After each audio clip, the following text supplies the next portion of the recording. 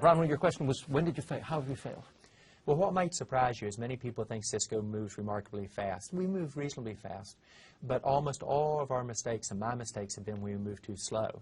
Now, part of the reason we may have moved too slow is we didn't have the IT structure in place to be able to move the speed we needed, because IT should enable all my business strategy. Part of it might be that I didn't have the right organization structure, moving from command to control, if you will, to collaboration and teamwork. Or part of it might be that it took us too long to do our pilots before we could really put it into mass production.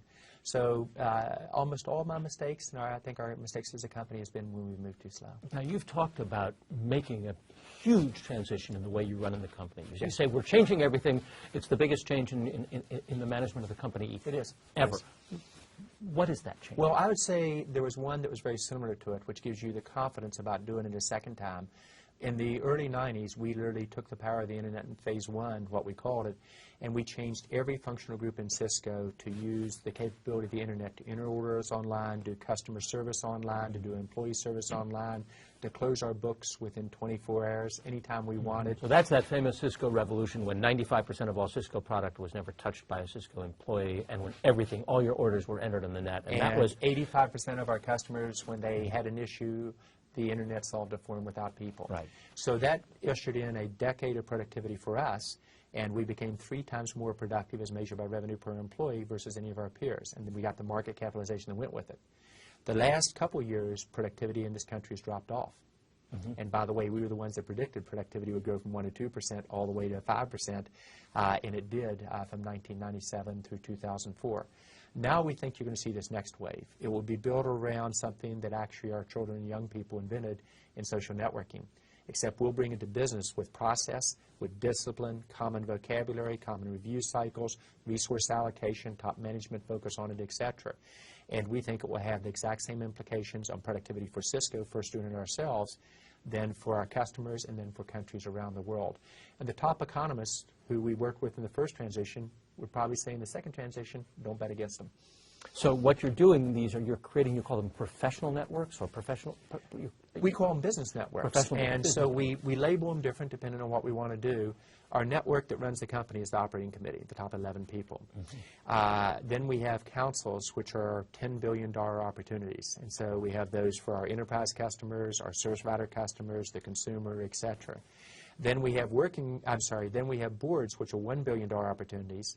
And then working groups, which can either support those or do transactions within the company. So we really have built our whole structure and evolved our leadership team to do this. Now, the important thing is not just the concept.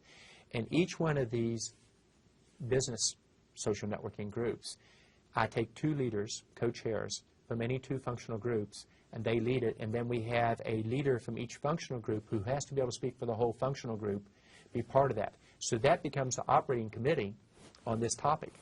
And at first, that took a lot of getting used to, and it was hard getting people, including myself, to move from command to control to collaboration and teamwork.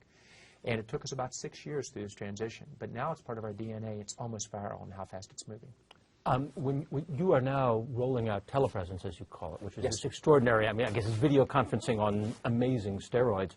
I think you said that you're going to make, you're, among other things, pulling $150 million out of the company's transportation budget. Well, it is fascinating. We took 20% of our transportation budget out this year, and we're actually going to over-exceed that number. And I know it happened because I took it out. I didn't give us the choice to save it. So there is a little element of command and control left in your management stuff. Well, many people forget it's about collaboration, teamwork, and then periodic command and control. There comes a point in time where the team's got to make a decision, and then as you implement the decision, it's often in management or command and control fashion to implement.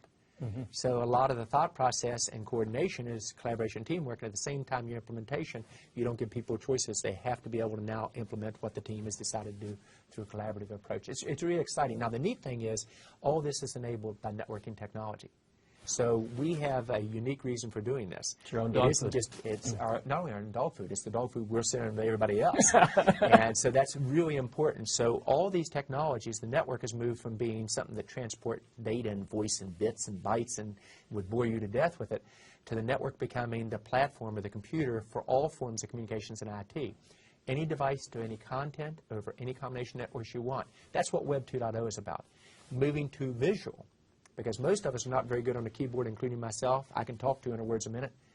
But with visual, you suddenly change the whole thing. So it's data, voice, and video in Web 2.0 combined. And Web 2.0 is nothing more than a set of network technologies such as blogging and web services, et cetera, that combine to achieve these co-labor of resources, what collaboration is. What's the stumbling block or first of all, what's the stumbling block you tripped on, and what are the ones that you saw that were most common? Well, I think the stumbling block we all trip on is we've been successful in command and control, and therefore we know how to do it very well.